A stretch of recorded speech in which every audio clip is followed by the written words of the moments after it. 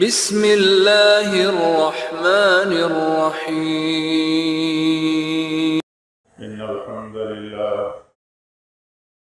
الحمد لله نحمده ونستعينه ونستغفره ونعوذ بالله من شرور أنفسنا ومن سيئات أعمالنا من يهده الله فلا مضل له ومن يضلل فلا هادي له وأشهد أن لا إله إلا الله وحده لا شريك له وأشهد أن محمدا عبده ورسوله يا أيها الذين آمنوا اتقوا الله حق تقاته ولا تموتن إلا وأنتم مسلمون يا أيها الناس اتقوا ربكم الذي خلقكم من نفس واحدة وخلق منها زوجها وبث منهما رجالا كثيرا ونساء واتقوا الله الذي تساءلون به والأرحام إن الله كان عليكم رقيبا يا أيها الذين آمنوا اتقوا الله وقولوا قولا سديدا يصلح لكم أعمالكم ويغفر لكم ذنوبكم ومن يطع الله ورسوله فقد فاز فوزا عظيما أما بعد فإن خير الحديث كتاب الله وخير الهدي هدي محمد صلى الله عليه وسلم وشر الأمور محدثاتها وكل محدثة بدعة وكل بدعة ضلالة وكل ضلالة في النار.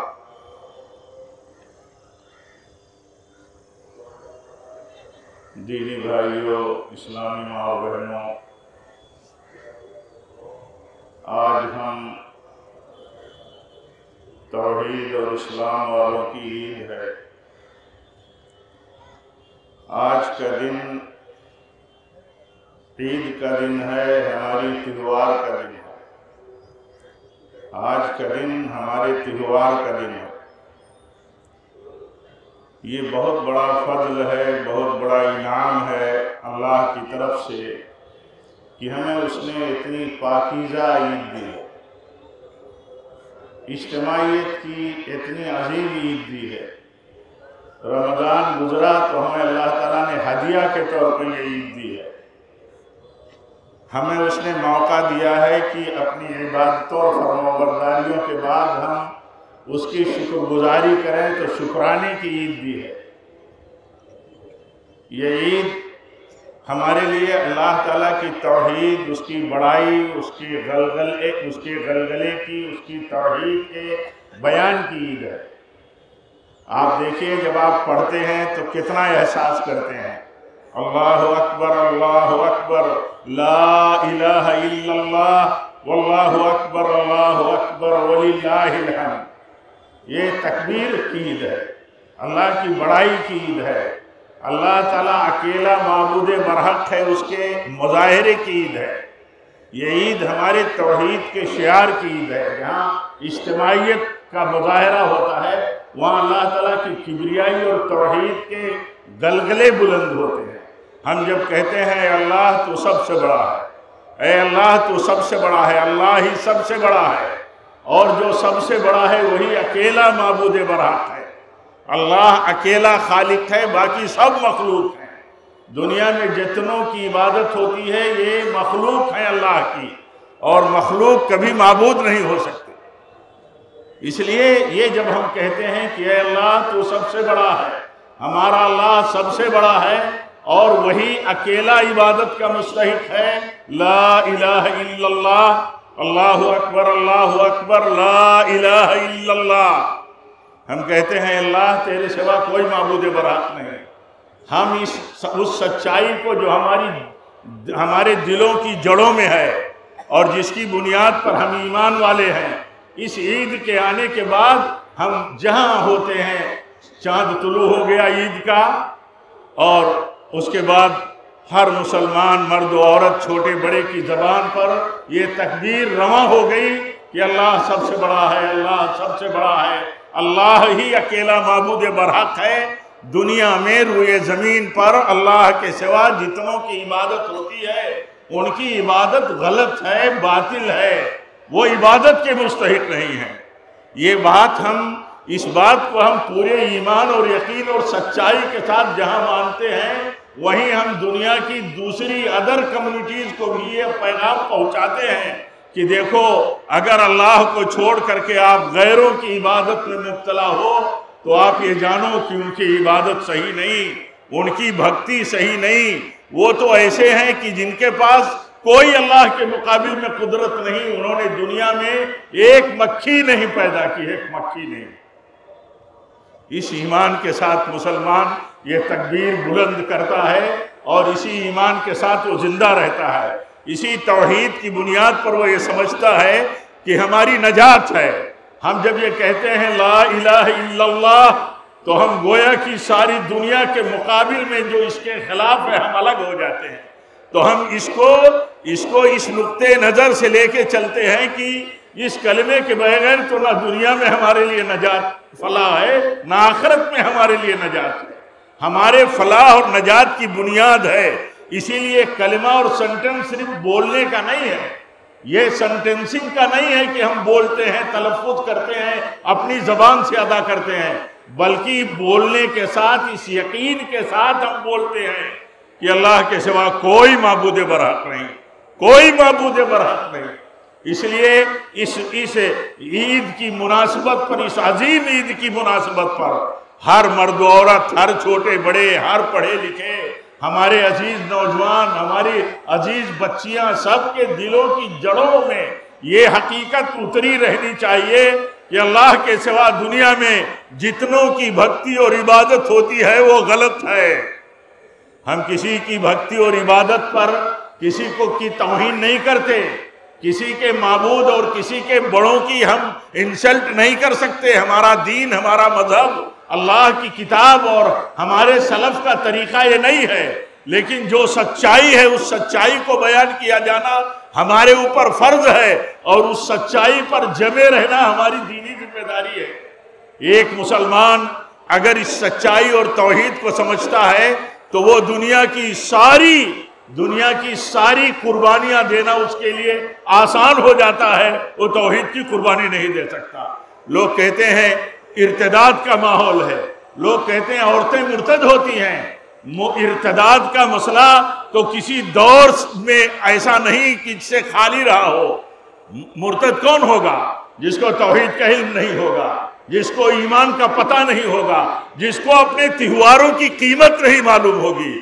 آج ایک مسلمان سوچے کہ دنیا کے بہت سارے ہزاروں تہواروں کے بیچ میں ہزاروں تہوار، معلوم نہیں کتنی کمیونٹی دنیا میں ہیں اور کتنے ان کے تہوار ہیں، لیکن آج کا عید الفطر ہمارا اللہ کا دیا ہوا تہوار، اس کا اگر ہم تصور کر لیں کہ یہ اللہ تعالیٰ کا دیا ہوا تہوار ہے، اتنا پاکیزہ، اتنا عمدہ اور اتنا خوشیوں سے بھرا ہوا، توحید اور اللہ کی کبریائی پر مشتمل نعروں کا تہوار، اور اتنا اخلاق، بیوہار، کھانے کھلانے کا تہوار، غم گساری کا تہوار، ہماری اجتماعیت کا تہوار، اور اللہ تعالیٰ کی طرف سے اس تصور کے ساتھ اس تہوار کا کنسپٹ رکھنا کہ بہت سارے تہواروں کے بیچ میں اللہ تعالیٰ نے مدینہ میں اللہ اپنے نبی کی زبان سے کہلوایا کہ تمہارے لیے سب سے بہتر یہ 2 تہوار ہیں جو اللہ تعالیٰ نے سالانہ تمہیں دیے ہیں۔ آج ہم اپنے ملک میں اس وطن عزیز میں دیکھتے ہیں کتنے سارے تہوار ہیں، ہمارے بھائیوں کے، برادران وطن کے کتنے سارے تہوار ہیں۔ اس ماحول میں بھی ہمیں یہ میسج ملتا ہے کہ ان سارے تہواروں کے بیچ میں ہمارا ہم اہل اسلام کا تہوار کتنا عظیم ہے، کتنا عظیم ہے، کتنا پاکیزہ ہے، ہر طرح کی مشکلات سے، ہر طرح کی اللڑ بازیوں سے، ہر طرح کے پرابلم پیدا کرنے سے، ہر طرح کی دشواریوں سے پاک یہ تہوار ہے۔ یہ تصور ہمارے لیے، ہمارے سر کو اور ہمارے ایمان کو، ہمارے سر فخر کو بلند کرتا ہے اور ہمارے ایمان کو قوت دیتا ہے کہ اللہ نے ایسا تہوار ہمیں دیا ہے۔ تو یہ شکر گزاری کا تہوار ہے۔ اس تہوار میں اجتماعیت کی دعوت ہے، اس تہوار میں اجتماعیت کا مظاہرہ ہے۔ ہم اپنی پوری فیملیوں کے ساتھ، چھوٹے بڑوں کے ساتھ، بچوں کے ساتھ، ماں باپ کے ساتھ، اپنے ساری فیملی کے ساتھ ایک میدان میں جمع ہوتے ہیں، سارے مسلمان جمع ہوتے ہیں اور وہ جمع ہو کر کے مظاہرہ کرتے ہیں کہ ہم اللہ کے بندے، اہل توحید اور اہل اسلام ایک ہے، ہم ایک ہیں۔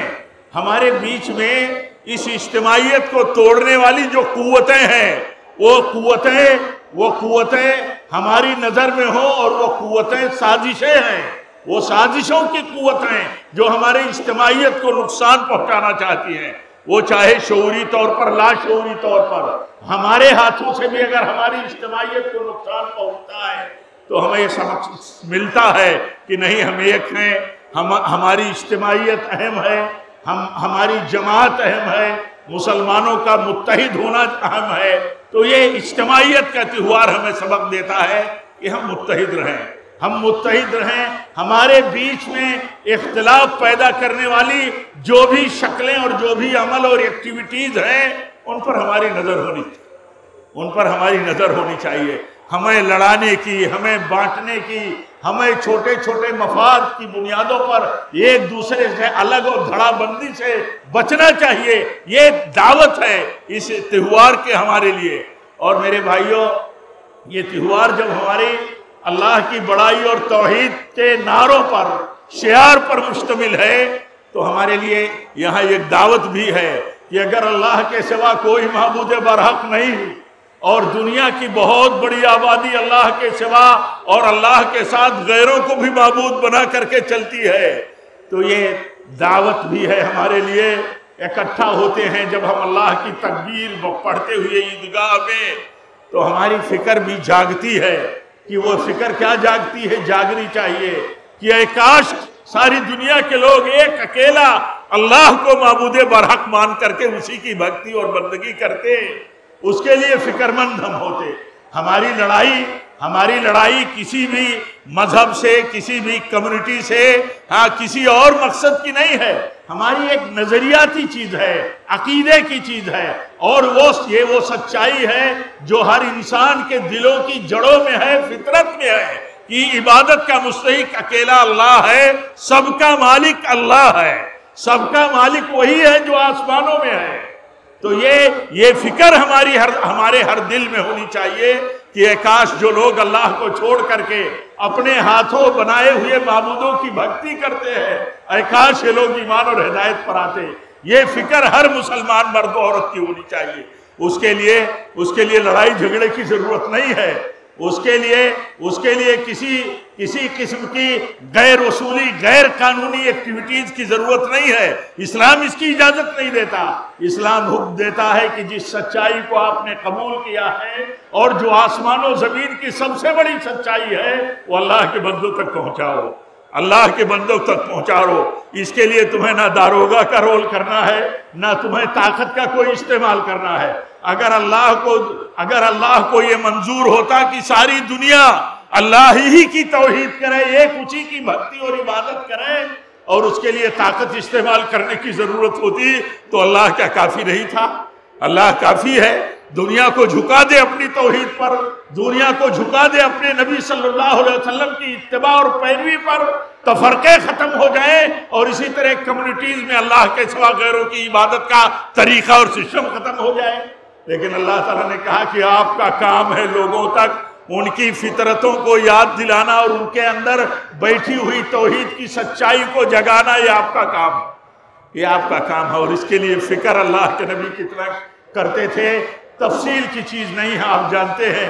اتنی فکر کرتے تھے غیروں کی، غیر مسلموں کے ایمان کی، کہ کاش وہ ایمان لے آتے کہ اللہ تعالیٰ فرماتا ہے کہ کیا آپ اپنے آپ کو مار ڈالیں گے اگر یہ غیر ایمان نہیں لائے؟ اتنی فکر۔ تو یہ دعوت ہے غیروں کے لیے بھی کہ ہمارا دین اور ہمارے نبی صلی اللہ علیہ وسلم جو ہمارے امام ہیں، ہمارے لیے اسوہ ہیں، جسے اگر ہم عام زمانوں میں کہیں تو ہمارے قائد ہیں ہر مسئلے میں، ہمارے نبی کا طریقہ تو غیروں کے ایمان کی فکر اور ان کی نجات کا تھا۔ اسی لیے غیروں کے بیچ میں جب جاتے تھے تو آپ فرماتے تھے یا ایھا الناس قولوا لا الہ الا اللہ۔ غیروں کے بیچ میں جا کر کے کہتے تھے کہ لوگوں انسانوں، تم ایک اللہ کی عبادت کی سچائی کو تسلیم کر لو، کامیاب ہو جاؤ گے۔ کامیاب ہو جاؤ گے۔ اسی لیے ہمارے لیے یہ ایمان کی چیز ہے کہ دنیا کی نجات اور کامیابی کی بنیاد توحید ہے، اور دنیا اگر توحید پر نہیں آئے گی تو نجات اور کامیابی اسے نہیں ملے گی۔ اسی طرح یہ اجتماعی دن ہمیں دعوت دیتا ہے سارے مسلمانوں کو کہ اپنے گروہ بندیوں کو، فرقہ بندیوں کو، جس طرح توحید تمہارے لیے اصل ہے ایسے اجتماعیت بھی تمہارے لیے اصل ہے۔ یہ دعوت ہے، یہ دین کی ہدایت ہے۔ اللہ تعالیٰ نے اپنے نبی کی زبان سے یہ بیان کیا، پیشین گوئی کروائی کہ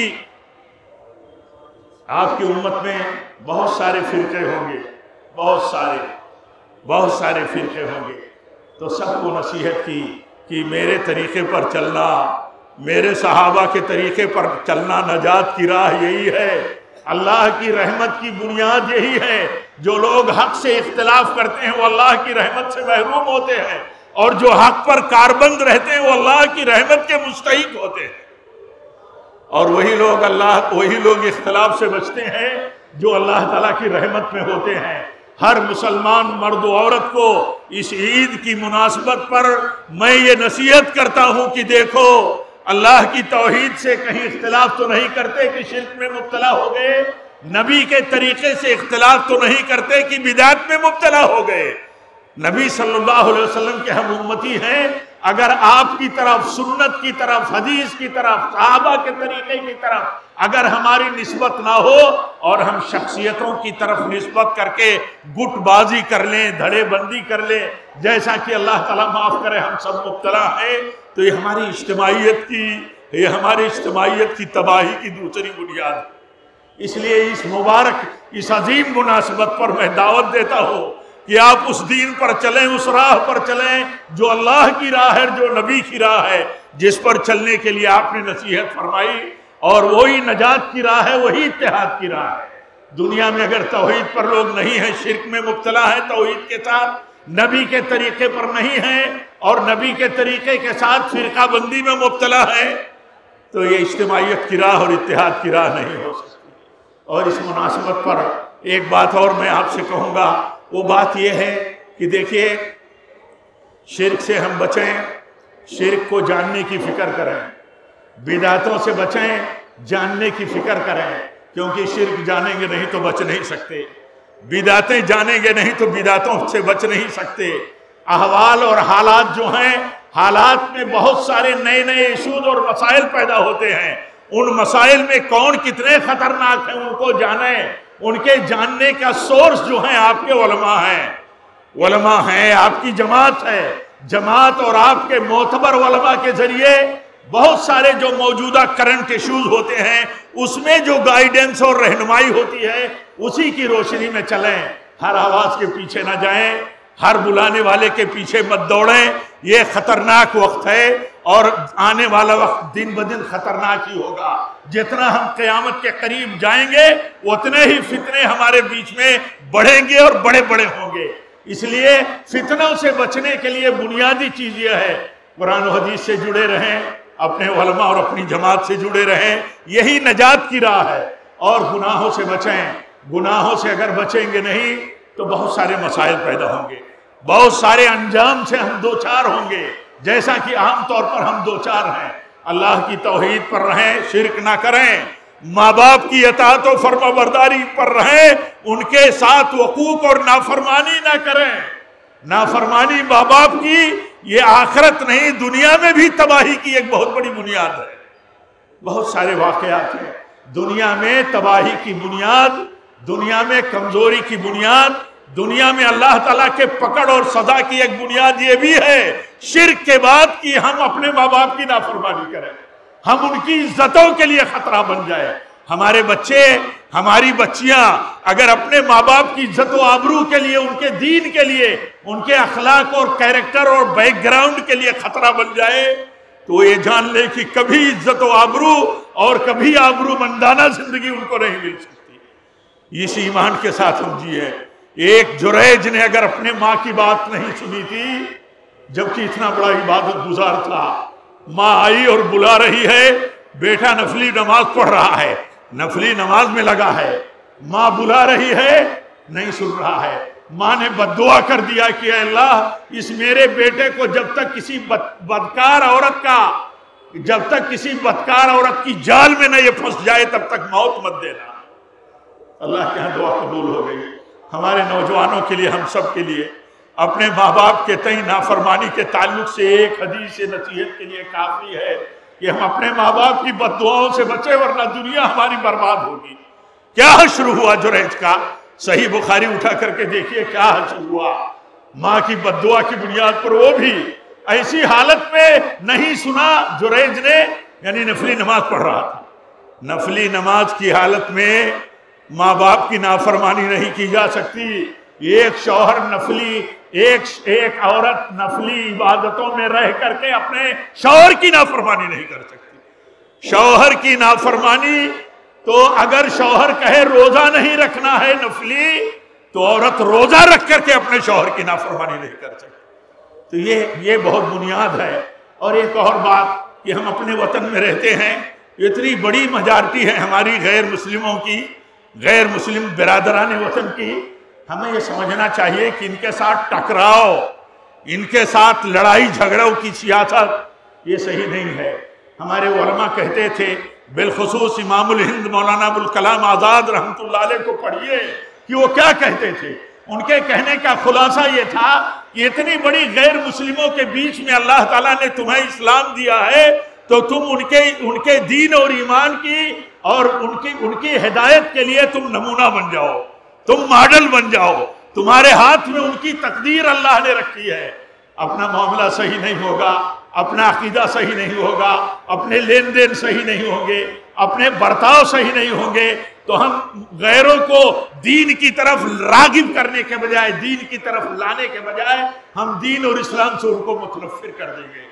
اسی لیے اسلام کا ایک اصول ہے، ایسی زندگی گزارو کہ جس کی بنیاد پر لوگ اسلام کی طرف آئیں، ایسی زندگی مت گزارو کہ لوگوں کو اسلام سے نفرت ہو جائے۔ اس لیے ایک سبق یہ بھی یاد ہم رکھیں، اور ملک کی سیاستیں بہت خطرناک رخ پر چلتی ہیں۔ اللہ تعالیٰ اس خطرناکی سے ملک کی سیاستوں کو بچائے، اور خطرناک قسم کی جو ذہنیتیں ہیں اللہ تعالیٰ ان کے اندر اصلاح پیدا کرے، لیکن ہم ان کی خطرناکی کی بنیاد پر کبھی مقابلہ آرائی کے ماحول میں نہ رہیں۔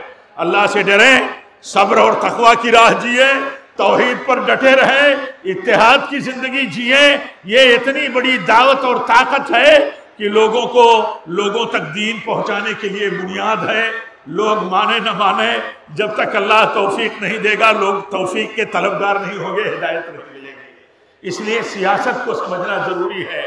پرشاسن ہے ہمارا نظام ہے، ملک کا انتظامیہ ہے، اس کے ساتھ بھی ہم کوآپریٹو بنیں۔ چھوٹے چھوٹے مسئلوں میں پرشاسن سے جھگڑنے اور لڑنے کی ذہنیتوں سے بچنا بہت ضروری ہے۔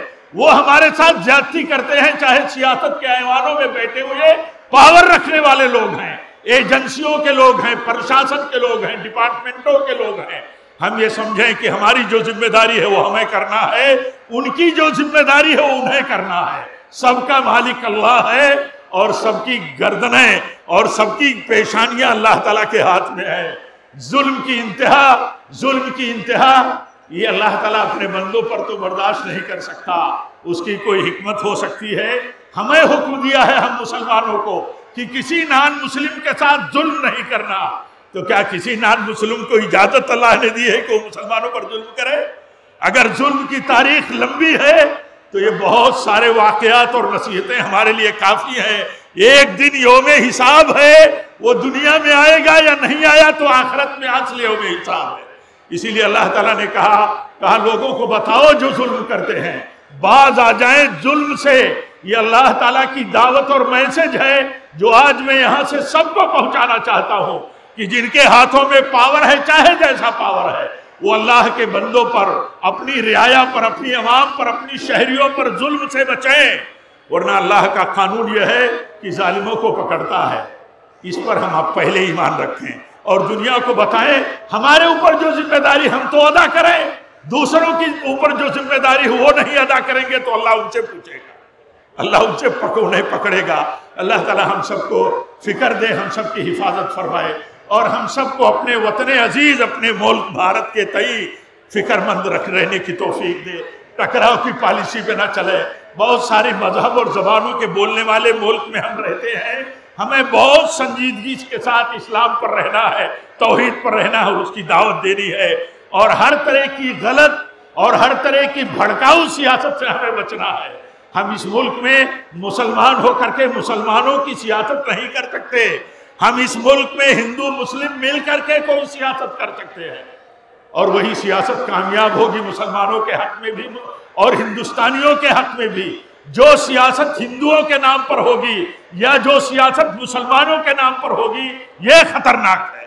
آپ پڑھیے بزرگوں کو اور دیکھیے کیسے انہوں نے سیاست کی ہے, اور سیاست کے میدان میں ہو یا دنیا کے کاروبار میں ہو, دنیا کے بہت سارے مسائل میں ہو, جہاں بھی ہم ہو توحید کی حفاظت کے ساتھ, سارے لوگوں کے ساتھ شراکت داری دین کی حفاظت کے ساتھ ہم کر سکتے ہیں. سیاست کریں غیروں کے ساتھ, تجارت کریں غیروں کے ساتھ, معاملات رکھیں غیروں کے ساتھ, جو بھی دنیاوی تقاضے ہیں غیروں کے ساتھ پوری کریں, لیکن توحید پر حرف نہ آئے, چوٹ نہ آئے. اگر توحید چلی گئی تو ہر وہ سیاست اور ہر وہ ترقی بدترین ہے جو توحید پر داؤ لگا کر کے حاصل ہوتی ہو, کی جاتی ہو. اللہ تعالی ہم مسلمانوں کی حفاظت فرمائے. آخر میں اپنی دینی ماں بہنوں کو یہ نصیحت کروں گا کہ آپ اللہ کے نبی کی نصیحت کو اور وصیت کو یاد کریں کہ آپ اللہ کے نبی صلی اللہ علیہ وسلم عورتوں میں عید کے دن جا کر کے انہیں نصیحت کرتے تھے کہ دیکھو اللہ سے ڈرو, اپنے شوہروں کی نافرمانی مت کرو, اللہ کی راہ میں صدقہ کرو, اللہ تعالیٰ تمہاری نافرمانیوں کی وجہ سے تمہیں پکڑے گا. اس لیے یہ نصیحت اللہ کے نبی کی اور دین کی ہے کہ ہماری دینی مائیں بہنیں بچیاں دین پر رہیں, خیر پر رہیں, اور اپنی عزت و آبرو دین اور ملت اور اپنے ماں باپ اپنے بھائیوں کی اہمیت اور عزت کی فکر کے ساتھ اس کی حفاظت کریں. آبرو مندانہ جیئیں, عصمت کے ساتھ جیئیں, آبرو کے ساتھ جیئیں, بلند اخلاق کے ساتھ جیئیں. اور آپ یاد رکھیں, سب کے لیے نصیحت ہے کہ جس قوم کے اندر زنا عام ہوگا, جس قوم کے اندر سود خوری عام ہوگی, اس قوم پر اللہ کا عذاب آئے گا. اللہ کا عذاب حلال ہوتا ہے. اگر ہم یہ سمجھتے ہیں کہ ہم اللہ کے عذاب میں مبتلا ہیں تو یہ تو دیکھیں کہ زنا ہماری قوم میں کتنا عام ہے, سود خوری کتنا عام ہے. اور اللہ کے نبی نے فرمایا جس بستی میں زنا اور سود خوری عام ہوگی اس بستی پر اللہ کا عذاب حلال ہو جائے گا. اس لیے ہم بچیں, حرام بدکاریوں سے بچیں. آج عید کی اس مناسبت پر دیکھیے, دنیا آپ کو آپ کے اخلاق کو کیریکٹر سے آزاد کرنے کے لیے, دنیا کمانے کے لیے کتنے میلے ٹھیلے اور بازار لگے ہیں. رمضان ختم ہوا, آپ کے استقبال کے لیے اپنی دنیا کمانے کے لیے لگے ہیں. میں نصیحت کرتا ہوں کہ اس فسق و فجور کے مرکز پر ان میلوں اور ٹھیلوں میں آپ قطعاً نہ جائیں.